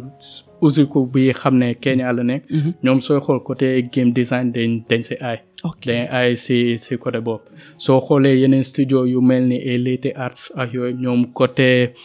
artistes yi ay lañ am ñu tey ñu côté technique bi tamit souvent foofu lañuy ñëwee intervenir si côté technique bi si affaire lépp loo xam ne si programmation lay doon ak yooyu souvent ñun moom si côté boobu moo am nañ si ay profil yu ba mais damaa sopp rek nag moo tax may laaj bi développement jeu yi yan langage ngeen faral di utiliser langage yi mën na différent ñun moom souvent lu commencé woon utiliser mooy benn éditeur bu tudd Unity 3D léegi nag langage bi ñu utiliser foofu C# la C#. Mais ça dépend comme moteur de jeu yoo xam ne comme Unreal mën a utiliser et C++. Amaan na yeneen jeu yoo xam ne peut-être mën a utiliser et JavaScript ak yooyu yëpp. Donc langage yi c'est en fonction moteur yi tamit ça dépend mais du compliqué comme par exemple soo xësee ba maîtriser benn éditeur. soo demaatee si benn facilement mën a jël ay repères natte des nduro te si côté jeu vidéo aussi man si sama expérience li ma si kii du langage bien utilisé du si man du loolu moo am importance mais côté algorithme comme par exemple algo soo xësee ba xam logique u nooy créer jeu rek après soo demee si benn éditeur langage bi amul problème yow soo xësee ba xam algo bien utilisé pour créer comme par exemple benn mécanique boo xam ne personnage bi day déplacé wu wala yooyu xam na logique bien utilisé ba pare après yow li si des mooy traduire que si côté langage bi. si je pense que bi may njëkk a commencé def épisode yi podcast bi biñ duggee ci programmation rek algorithme la njëkk def premier épisode avec Elias Waliba quoi donc premier en fait te boobu bokk na ci épisode yi ma gën a marqué parce que dañoo def épisode ba pare après il paraît que sa maman moom yàgg na gis doomam bi di def informatique muy liggéey chaque jour di wàcc pendant des années mu xam li muy def parce que xam ne daal informatique lay def mais informatique après on sait pas mais bi ñu defee épisode ba pare Elias dafa expliquer ci biir lan mooy algorithme mu ne algorithme mu ngi mel ni rek nga dugg sa waañ bi di togg ceeb xam nga doo ñëw di togg ceeb teg cin bi jël ñàmbi jeeg jëp jën ji rek dugal ci dafa am process da ngay njëkk def ndox bi tàng tuuti nga door diwlin bi damaa mën a togg ceeb na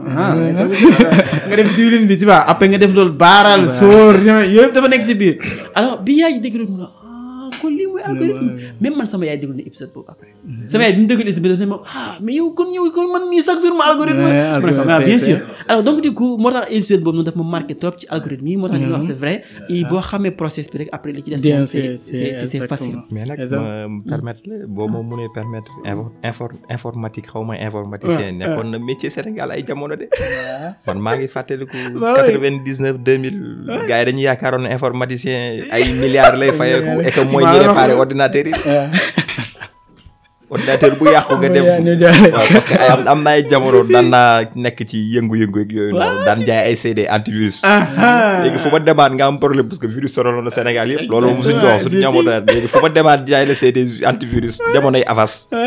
gars yi pare ñu neen waa ji moom informaticien la man tamit ma jàppoon informaticien la mais pourtant même ba léegi nii sax même ba ci boîte yi boo fi nekk ni boo ne informaticien ngi dañu fa ne yow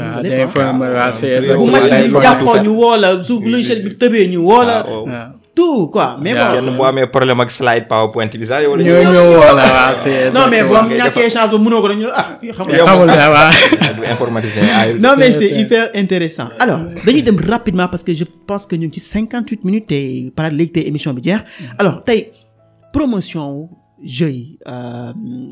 Jean tey naka nga xalaat ne noonu lañ ko war a defee fii ci Afrique promotion jeux yi quoi ok. promotion jeux yi bon en fait je pense que promotion yi en fait c'est il faut que ñëpp jàpp ci je pense que il faut que gouvernement yi état bi jàpp ci pour mettre en place ay politiques nga xam ne c'est favorable pour promouvoir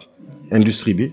pour jàppale des structures par exemple comme Kayfo nga xam ne ñu ngi yëngu ci dans ce domaine-là et qui font travailler quand même des jeunes Sénégalais donc il faut que état bi xool nu mu leen mun a accompagner aussi côté éducation aussi il faut qu'on puisse développer des programmes de formation je pense spécifiques d'accord peut-être en partenariat même ak yenn structure de jeux yi pour mun a développer des programmes spécifiques pour créer je veux dire la nouvelle génération de joueurs et puis les entreprises à l'image par exemple de Sonatel qui nga xam ne ñu ngi ciy yëngu voir comment aussi accompagner je veux dire cet écosystème là qui se développe et donc voilà quoi je pense que c'est vraiment ça c'est les gouvernants l'État je veux dire le secteur éducatif et puis les entreprises notamment qui évoluent donc dans les technologies dans les telcos pour accompagner vraiment ce mouvement là quoi et permettre vraiment le développement de cette activité. tey bu ñu doon wax ne tey boo mën a lim ñaari problème yu gën a ngand ci industrie jeu bi en Afrique lan lay doon tey loo xamante ni buñ ko réglé woon tey yaakaar nga ne dinañ dem ci kaw ñaari problème rek bon je pense que le principal problème aujourd'hui pour le développement du jeu peut-être c'est le coût d'accès au jeu ba léegi quand même il y a quand même une certaine barrière quoi par exemple si njëg bi ça reste assez cher donc peut-être essayer de réduire peut-être le coût d'accès à ces jeux-là et puis aussi développer ñu dooleel ñi nga xam ne ñu ngi développer des jeux locaux aussi comme Kayfo donc je pense que aujourd'hui comme on dit je veux dire on est ouvert à tous les jeux qui viennent de l'international etc yenn blockbusters yi nga xam ne ça vient de l'étranger mais je pense qu'aujourd'hui il faut essayer de voir comment favoriser cette création locale là de jeux pour que les gens puissent approprier ko et pour que ça puisse vraiment aussi donc se développer quoi. ok machallah ça c'est cool. yow lan nga xalaat ci loolu Thierno. waaw si loolu man moo am na yenn problème yoo xam ne comme genre yenn contraintes yoo xam ne gis naa mooy que. le fait que soo développer comme par exemple soo utiliser benn éditeur bu mel ni Unity na développer ce jeu ba pare après soo koy war a publier soit si store yi ne dem Play Store wala App Store. te instant yi soo xoolee contrainte bi gën a mag mooy genre soo xësee ba développer ba pare mënoo inclure ay genre achat in-app si biir jeu yooyu ne publier soit Play Store wala App Store mais loolu c'est fini Sénégal problème boobu loolu lañ fi am mais si yeneen dëkk peut-être di mën inclure genre et achat wala yooyu mais instant li nga mën utiliser mooy que genre na inclure et publicité si jeu te loolu noonu souvent du mën na bañ a rapporter dara donc loolu noonu si man benn contrainte bu mag la et aussi le fait que souvent yenn université doo fa gis genre benn formation boo xam ne si côté gaming moom la Jean-Pierre wax les peut-être proposer genre et structure yoo xam ne ñoom si loolu lañ orienté moo tax si kii bi comme benn solution ñu proposer genre game hub yi souvent tamit di proposer ay genre game jam pour peut-être aider jeunes yi ñu former aussi si métier jeu vidéo. ok alors même question bi laa lay laaj Baba aussi c'est-à-dire tey jii nii promotion jeux yi surtout yéen li ngeen def muy e-sport yi tu vois ak naka ngeen yaakaar nan nga war a defee promotion bi pour que mu gën a am doole mais aussi bu fekkoon ne am na ñaari problème yoo xamante ni mu nga ko distinguer yan lay doon ci jeux yi nga xamante ni moo nekk tey moom nga ci écosystème jeu bi Sénégal ak Afrique. waaw man xam naa sama problème moo gën a rëy moo gën a kii alors. premier problème mun naa ni organisation la. ak ràññee reconnaissance. ok ok su ma nee reconnaissance ak ràññee xëy na peut-être tubaab nee na nul n'est prophète chez soi parce que aujourd'hui boo jëlee association Sen Games en Afrique on est daanaka bokk nañ ci ñi gën a xarañ mun nañ ni sax mooy peut-être association bi gën a xarañ ci li muy def ci ay activités ci ay événements et lu dul mun naa ni ay fédération que ça soit fédération égyptienne bi wala fédération marocaine wala peut-être ay dëkk yu ñu gën a avancé comme Afrique du Sud ñi nga xam ñoo ñëpp moyen ñooñu peut-être ñoo mun a def ay événements yoo xam ni daanaka ñun dinañu jaaxal ci gis-gis ci bët ci organisation yëpp daal ak ci doole donc reconnaissance boobu dafay plus commencer ci état bi parce que su ma nee Sen Games mi ngi fi depuis 2011 daanaka nekkuñu ay novice daal nekkuñu ay como daal ci mbir mi yàgg nañ di pousse donc am na lu ñu fi bàyyi am na lu ñu construire am na fu ñu yóbbu Sénégal aujourd'hui ba am nañu ay joueurs yoo xam ni maintenant c'est des professionnels am nañu ay contrats gagné nañ ay tournois ils sont très respectés macha allah donc jot na daal vraiment état bi ñoo gën a bàyyi xel ñun nag dinañ bind suñu lettre yónnee bind suñu kii yónnee pour ñu gis peut-être que tamit laajtewuñu ay noona ñu jox xaalis. te loolu lu war la. waaw non c'est normal. te loolu lu war la. parce que liggéey nañ ko. loolu moom dama koy wax. bien sûr donc loolu bokk na peut-être ci benn problème majeur bi nga xam ne ñu ngi ci nekk di jéem a teg ay jéego yombul. te tamit toll nañ fenn foo xam ni wolof danaan lu sotti am borom. waaw yàlla day def ngay liggéey ci benn domaine ba vision am ci gis-gis am fenn foo ci toll ba mu sotti ba commencer avance nga gis ñeneen ñëw. ñun nag amuñu problème mu liggéey ak ay nit mais dañuy bëgg tamit di segg dañoo bëgg di liggéey ak ñoo xam ne ñoo bokku gis-gis bokku gëm-gëm bëgguñu liggéey ak ñoo xam ne ñoo bëgg a utiliser ay nit jëfandikoo leen def seeni defit ba pare dem seen yoon loolu amaluñu njëriñ mais dañoo nekk ñoo xam ne tamit dañoo ànd ak patience. dañoo ànd ak histoire parce que histoire dafa am solo aujourd'hui mun naa ni am na ñu bëri ñu fi nekkoon ay promoteur d'événements jeux vidéo organiser nañu ay événements yu bëri Sénégal benn ñaar ñett 2017 2018 amoon na doole ñu bëri ñëw nañ mais ku ne am na loo ci jàng après naan gis nga secteur bii nii boo ci bëggee lekk xaalis faaw nga xaar du léegi nga ci lekk xaalis même malgré li ñuy def nii yëpp donc au lieu de nit ñi di teg bët li nit ñi di nekkoon fii di ko def nañu gën a sóoraale que ni ñi fi nekk di ci liggéey seen gëm-gëm ak seen objectif du ñoom seen bopp communauté bi la parce que bu doon ñun ak ñun rek mun nañu xëy dem defi suñuy liggéey am nañu ay compétence am nañu ay lijaasa mënoon nañ defi leneen non dañuy ni non attends jeunesse gi ñu gis mun na leen a jàppale mun na leen a orienter te passion bi bu ñu ko convertir def ko liggéey def ko am mu nekk comme ci ñoom wala mu nekk ay objectif perspective bu liggéey jàngal leen nu ñuy nappee ba ñu mun ci mun a am leneen ak leneen pour man loolu mooy dooleel mbir te Sénégal faaw ñu góorgóorlu tamit que ça soit état bi que ça soit administration que ça soit ñeneen ñi di dooleel ay projets innovants parce que li ñu def dafa innovant musu fi am demal jëlal Afrique de l'Ouest gi yëpp man maa la ko wax doo fi gis benn joueur professionnel bu ñuy fay salaire par mois Sénégal rek quoi muy solo e-sport am nañu 5 joueurs yu ñuy fay salaire par mois depuis 3 ans léegi yàlla nag xëy na peut-être moo ñuy suturaal ñu am lu leen fay des fois ñu ñëw ma leen gars yi fay naaj bi daa tàng comme ni ko gars yi di waxee mais des fois ñoom ma leen mi ngi fi mais ñoom tamit xooluñu xaalis bi parce que dañoo jël affaire bi def ko seen yëf xam nga gis ni daal mbir mi ñëpp ci war a jàpp pour mu jëm kanam loolu laa gis ci kii leneen li mooy il faut que ñu gën a continuer di organiser ay événements pour jàppale jeunesse bi ñu yàlla suturaale ñu am solo e-sport ak ambassade de France bi ñu jàppale avec quelques partenaires yu ñu jot a liggéeyal et cetera yàlla dafa def ñu am local bërëb bu ñu mun a liggéeyee yàlla def tamit ñu am ay xarale logiciel logistique noo ko mun a wooyee yu ñu mun a kii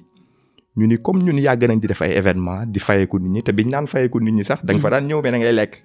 maa ngi fàttaliku ñu bëri na wax naan événement Sen Games daan neex parce que da ngay am sandwich ginaar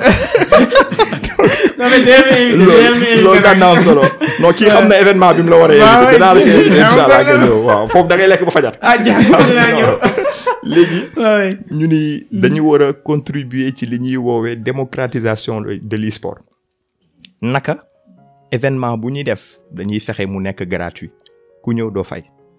maintenant ñun suñu objectif nekkul utiliser xam nga des fois nit ñi dañ naan la gratuit jël la sol loolu nangam utiliser la comme ni ñu waree non non ñun dañuy def gratuit bu la neexee sax bul inscrire waa nga bàyyi ba jour bi nga ñëw comme que da ngaa ragal say données parce que léegi protection données bi tamit xaw na kii nga ñëw bu ñu inscrire parce que li ñu soxla mooy juste woo la pour la événement bi tey jour bi la nga ñëw ñu wan la savoir faire wala nan la ñuy organiser des fois sax am ay joueurs yu proposé wu bëgg def lii wala bëgg jàppale ci lii te loolu lu rafet la lu ñuy faral di saluer parce que yàlla dafa def on a une communauté dynamique boo xam ni day jokkoo dañuy interagir et cetera et loolu dafa am solo et cetera ñu ngi ci liggéey ci projet boobu ak ville de Dakar ñu ngi ci liggéey également ak benn agglomération bu nekk France bu ñu naan Grand Paris Sud boo xam ni objectif bi démocratisation e-sport mi ngi ci que e-sport accessible ñëpp mun cee jot parce que ñu bëri yàgg nañ wax console daa cher dëgg la PS4 daa cher ñëpp ko mën a man de jënd ko ma ko bëri voilà ak leneen peut-être tamit fibre 100 mégas du ñëpp a ko mën non du ñëpp a ko mën du ñëpp a ko mën waaye li gars yi naan ku bëgg akara da ngay ñëw mécanique loolu ci la bokk bu fekkee yow man de des fois ñu wax ma ne ma facture bi ñu ngi waaj a couplé may sama yoon nekku ci man bu fekkee yow wóolu nga sa doole wóolu sa xam-xam wóolu sa manette comme ni ko gars yi di waxee boo demee góorgóorlu boo gañee tournoi bi di nga mën a fay yëpp loolu rek la donc ñu ngi jéem a créer daal loo xam ni mun na njëriñ jeunesse gi mun na am avenir ci jeunesse gi tout en se disant que ni tamit du ñëpp ci nar a nekk joueur professionnel loolu moom mënul nekk moom jarul sax nekk fi di xool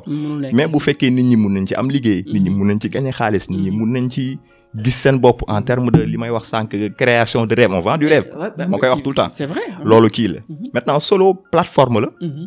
boo xam ni peut-être mun nañ ni privé na privé wul parce que ñun ñoo ko bëggee noonu et que léegi daanaka sax moo ëpp doole seen games ñu bëri dañ naan solo affaire boobu jaaxal bëggoon naa la ko laaj léegi sax avant ñuy terminer différence bi am entre solo may gis solo seen game lan mooy solo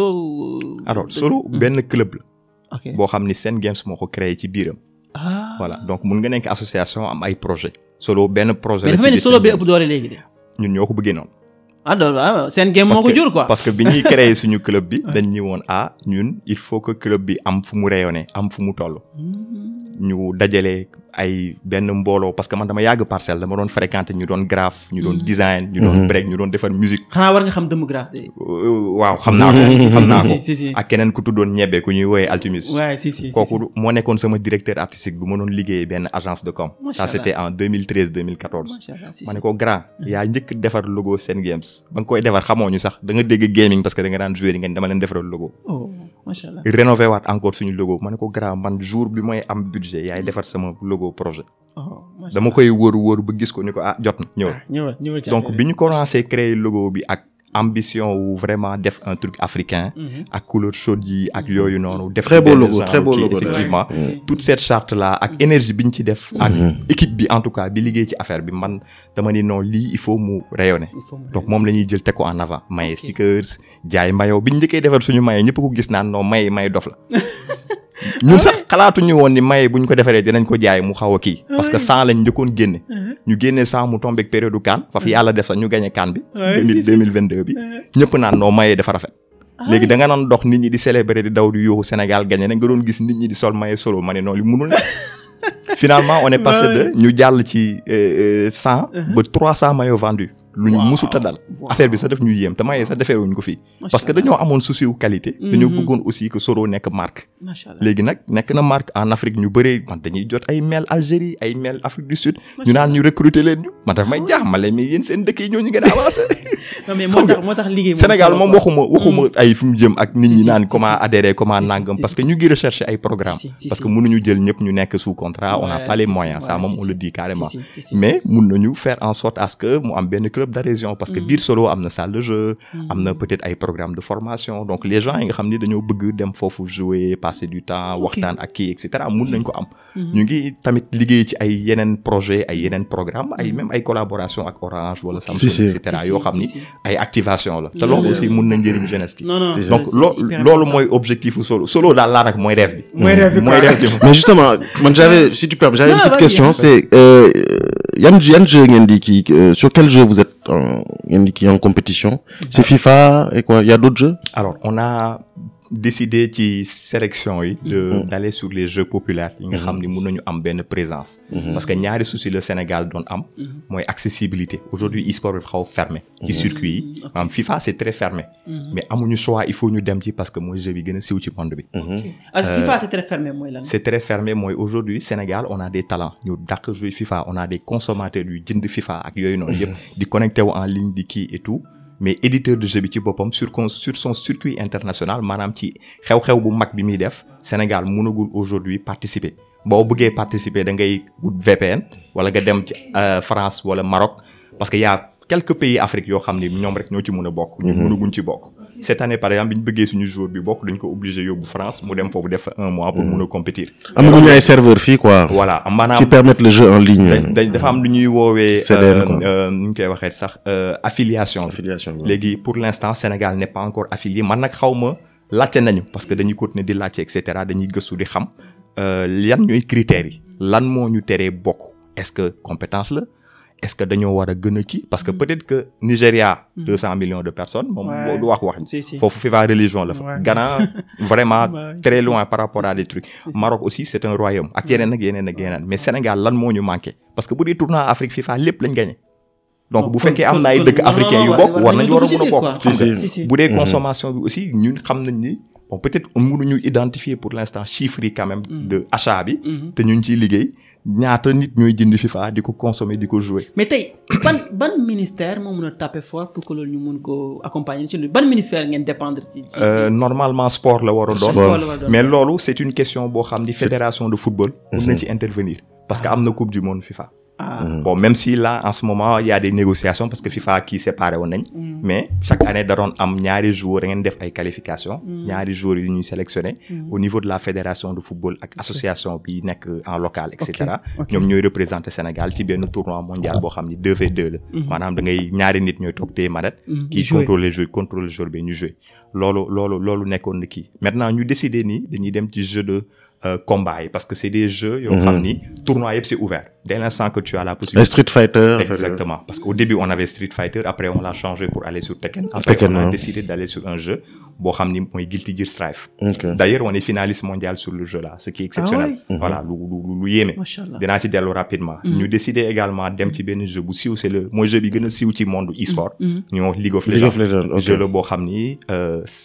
juróomi nit ñoo koy jouer. pour ku nekk toog sa ordinateur di contrôler benn personnage léegi jeu objectif la da ngeen di dem ci benn arène am noo leen di xeexee ba kii récupérer ay tours ba gagner. noonu lay demee ce qu'on appelle les MMO. non ce qu'on appelle les MOBA.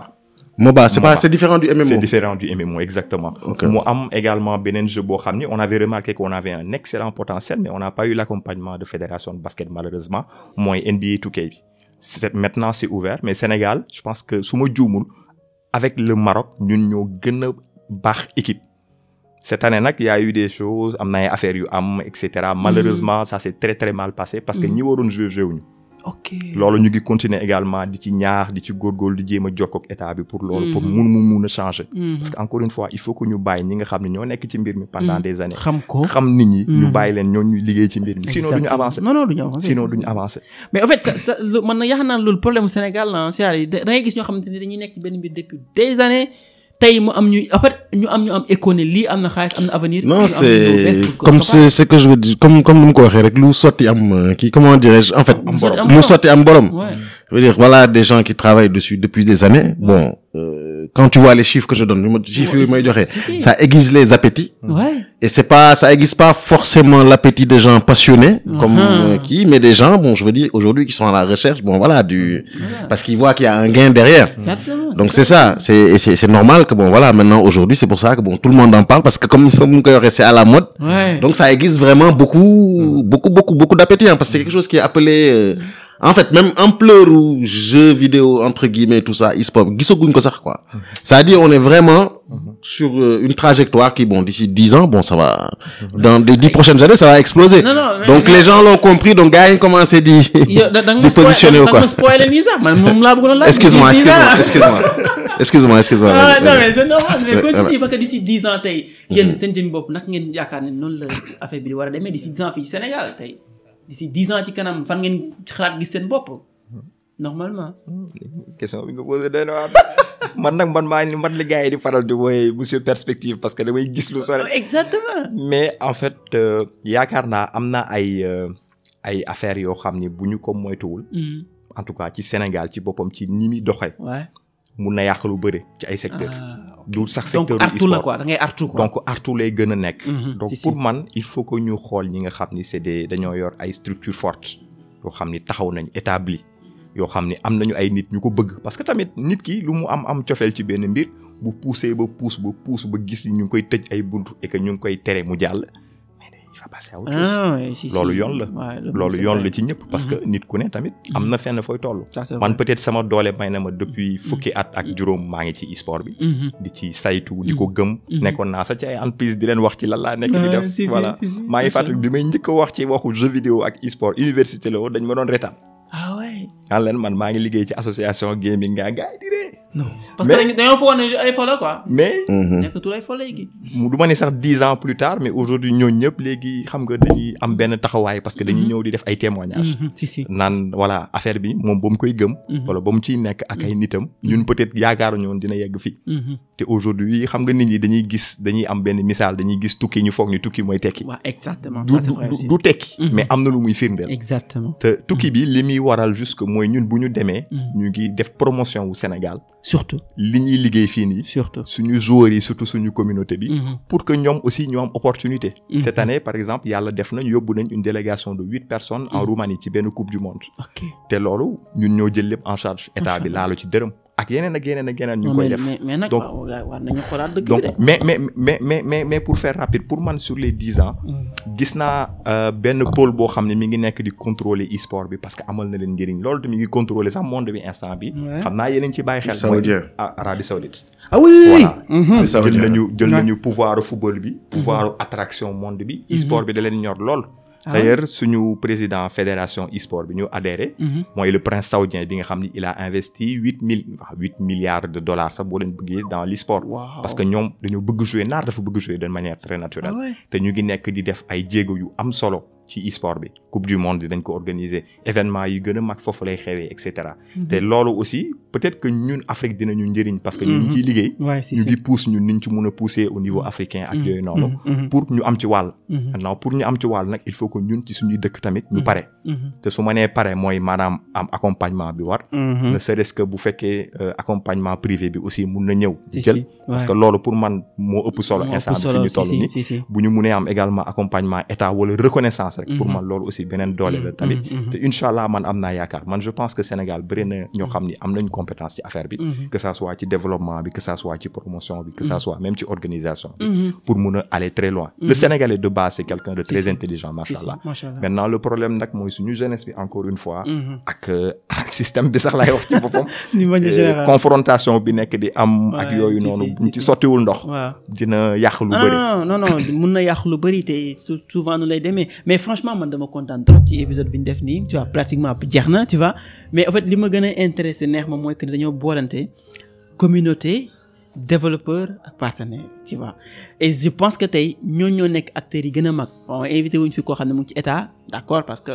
état moom da ngay ree ba tas tu vois ñoom ils sont très compliqués en général loo leen dugal le plus souvent day tardé sax des fois tu vois mais ñun comme li ma wax début bi rek avant ñi kii na flamme bi tàkk rek c'est-à-dire bu flamme bi tàkkee te je pense que flamme bi tàkk na instant bi nii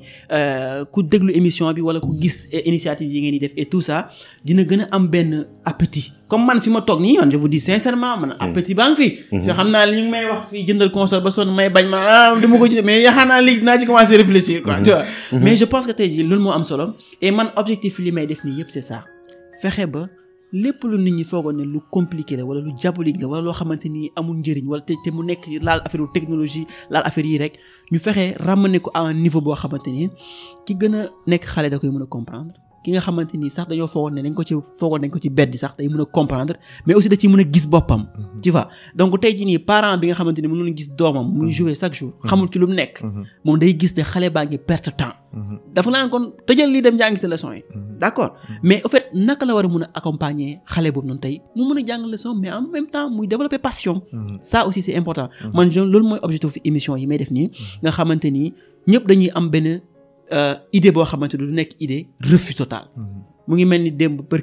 maa ngi woon benn rajo xaw ma West African rajo ñu ne wax en fait on parle d'intelligence artificielle may leen non mais intelligence artificielle lu baax la. mais c'est-à-dire utilisation bi ko nit ñi di defee moo bon. wala li ko nit ñi di penser moo bon. mais innovation ci boppam c'est noble lu am solo la. mais nag ni ñu koy jëfandikoo nag mooy problème bi. damay joxe souvent exemple paaka. ki doon ko créé c'était bu dagg ay jën ak ay yàpp ak yu demee noonu. mais da ngay gis saay-saay bu ko jël dem di si jam nit ñi di agressé. c'est ça. mais ça ne veut pas dire que paaka baaxul. c'est ça baax na mais donc nit moo am problème. donc tey ñun parents yi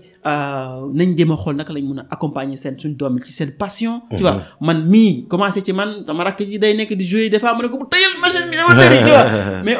en fait dafay conscientiser nit tu vois ci bëri nga xam da ngeen mën a comprendre et franchement pour cela maa ngi leen remercier bu baax a baax instant bi guddi na ni ñëpp a ngi ci week-end bi tey samedi la xam naa ne instant bi njaboot gaa leen xaar et tout ça tu vois mais maa ngi jégalu bu baax a baax ci li guddee aussi mais di leen remercier di leen bàyyi aussi kenn ku ci nekk jox mot de la fin lan la ci wax. ok merci beaucoup vraiment Diago ci invitation bi vraiment sur les échanges très très riches vraiment. Et puis bon, comme on dit, je pense que ce qui est bien, c'est que bon, on se connaît tous sans se connaître, quoi, entre guillemets. Exactement. Commence à entamer vraiment certains échanges, que ce soit avec Ngom Kaifo, ou avec Solo. Donc, nous échanger. Et je pense que c'est ça, Il faut que nous disions comme on dit, toutes les composantes, que ce soit le secteur privé, que ce soit l'État, que ce soit les développeurs, les acteurs aussi, jëm leen boole autour d'une table jéem waxtaan voilà quoi au service du succès du futur du jeu vidéo. En tout cas vraiment très content de cette invitation là et puis bon à très très vite quoi. Non yow da ngay ñëwaat ci podcast bi. Allez Thierno. D'accord. Donc pour moi comme genre les Baba doon wax genre le fait que ñooy nekk ci jeux vidéo mais c'est sûr que yeneen dëkk yi ñooy gis genre liggéey bi ñuy def comme invitation yi jot et Kaifo et yenn événement kon et Africa Games Week so amee dañuy jot et invitation donc loolu mooy wane gars yi ñooy gis liggéey bi ñuy def te jeux vidéo aussi souvent gars yi dañuy xool japonais comme li wax rek et foola ak yooyu mais souvent soo xoolee ñi koy defar sax du doon carrément et jeune mais si yeneen dëkk yi peut-être et mag nee gis et mag ñoo si nekk na te expérience bi aussi de si jouer te fii soo xoolee Sénégal comme lu mu wax jeunes yi bëri nañ fii dañuy suivre et série scientifique jàng et maths ak physique ba sonn après pare doo ko utiliser donc je veux dire que jeunes yi yooyu peut-être su amee yenn formation yu leen di proposer xool nuy intervenir ci jeux vidéo peut-être si futur mën am yenn jeux yoo xam ne comme GTA la gars yi di ko xaar yoo xam ne na tey kii baa ngi fi culture baa ngi fi comme li nga doon wax sànq et jeux yoo xam ne suñu culture et genre comme et histoire la Joor ak yooyu yëpp mën nañ ko utiliser di si raconter suñu histoire te et jeux yoo xam ne soo koy jouer doo perte na te yan si jàng na te sama Baba doom na ko wax am na yenn kii yoo xam ne anglais bi tamit sooy jouer mën na see jàng lu bëri donc je me dis que du genre carrément et fort mais suñ si investir fii ak année di ñëw mën na joxe dara ensuite merci aussi si invitation bi ak discussion yoo am tamit dañ si jàng lu bëri xam ne dina permettre aussi nit yi xam importance bi donc merci mais maa ngi remercier aussi bu baax Julien ak aussi Marie-Pierre waaw franchement ñoom ñoo si jàpp bañ mun a inviter la tey fii nii Marie-Pierre aussi waroon na bokk sax ci invitation bi tu vois mais on s'est dit que en fait comme yéen ñaar pratiquement même qui profilé et tout ça on a préféré moom ñu bàyyi ko benn épisode bi di ñëw tu vois comme ba léegi ñu ngi ci jeux yi tu vois parce que yii di ñëw dañuy waxtaan deeply ci affaire métaverse ak man loolu sa waroon nañ ci wax mais bon li duuf ci nag nga xëy ci bi quoi allez Baba vas-y ce mot de la fin daanaka sant yàlla rek di remercier ñëpp ñu fi nekk que ça soit ñëpp ñu contribuer ci podcast bi di la remercier yow daanaka en tant que host ak ki nga xam ne vraiment yaa am initiative bi di wax ni àdduna moom li am solo mooy jotaay bu munti am da nekk lu ñuy woowe waxtaan donc ñu wax après ñu tànn ci wax bi bu fekkee nag li ñuy tànn ci wax bi après mun na njëriñ askan mi mun na njëriñ jeunesse bi dañ ciy sant yàlla rek bu fekkee nag comme li ko faral di gars yi waxee li ñu wax tamit peut-être daanaka amul woon njëriñ daa dugg ni jaar ne ñu xam ni mata di nit la parce que nit matul mais kontaan ci jotaay bi lool li nga wax rek daanaka ñi nga fi tànn ñëpp ku nekk am na ci looy yëngu ci jeu vidéo wala ci looy yëngu ci contenu parce que jeu vidéo léegi dafa dugg ci contenu c'est du consommable tamit produit culturel la donc am na solo te yaakaar naa dina ubbi tamit ci ay perspectives ci ñi nar a déglu podcast bi incha allah dinañ ci gis njëriñ dinañ xam ni nekkul jeu du foo romb na foo te ku ko comprendre leen noonu doo mun a avancer daal ça c'est sûr waaw kay loolu donc sant yàlla bu baax di kontaan encore ci jotaay merci beaucoup franchement merci beaucoup à tous les gars ñu ngi leen di jox di daje ci beneen week-end encore ci beneen épisode ba léegi dañuy nekk ci saison 11 bi ba léegi di waxtaan ci affaire réalité virtuelle métaverse ak réalité augmentée donc du coup épisode bi di ñëw aussi dina amaat beneen thème boo xamante dinañ ko wax mais aussi dinañ wax ne aussi semaine prochaine aussi dinañ nekk ci yeneen épisode yoo xamante ni maanaam ci mercredi yi dañuy jox opportunité yenn entreprises yi ak yenn initiative yi ñu ñëw di développer di wax ñoom li ñuy def tu vois ñu def un peu promotion aussi entrepreneuriat Sénégal ak peut-être Afrique quoi tu vois mais bon bu ma nee Afrique nag des fois day xaw a compliqué parce que gars yu bëri du ñu wax olof ci biti mais am benn problème ñu ngi ci yeneen initiative yoo xamante ni incha allah ñu ngi koy développer ci yeneen podcast yoo xamante ni peut-être na nekk ci yeneen langue incha allah allez merci beaucoup ba semaine prochaine incha allah allez ciao.